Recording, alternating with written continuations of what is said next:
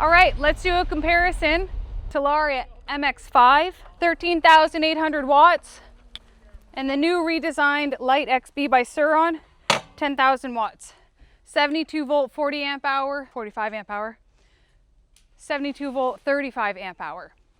So they're almost the same size, but this bike is bigger. When you sit on it, you've got more height. Price point, they're the same price. This one has freight on it. This one doesn't. This one has regenerative braking and it has a separate thumb throttle for that. That's kind of nice.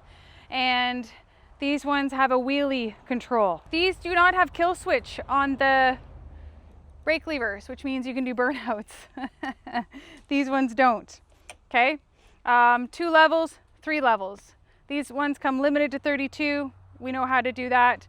This one doesn't. In terms of the specs, we're going to put those in the details because, listen, if you've watched my videos before, I'm not a big technical person. I'm about feeling, about how something looks.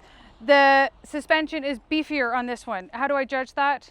You can call me a dumb blonde all you want. I don't give a damn. This suspension is thicker than that suspension, but also the way it rode, right? They do ride differently. They definitely, and that's why I wish you guys could test. I actually really do, except that that's a whole other liability, insurance, and then having demos and people crashing them. So, but it's preference. This one's a little lighter, a little more maneuverable, but I like the sturdiness of them. The seats I found the same. Batteries were moved the same, which is lovely, like chain diameter and stuff like that.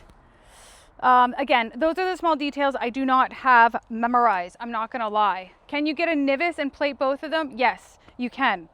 But 19 and 19. It's funny, why does this one sit up higher? Rear tire is 18, that's why. So 19, 19, 19, 18. So that's your obviously your 1 inch difference on that one. I like the width of the handlebar and I like the way that the brakes feel on this one.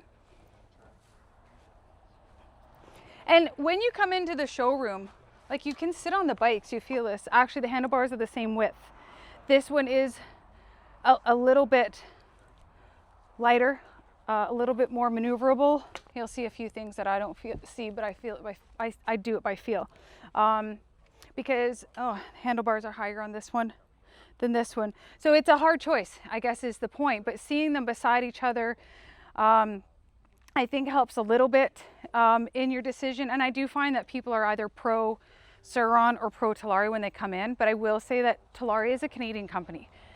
They exist in Canada. Yes, they do the importing of these, but they're truly a Canadian company.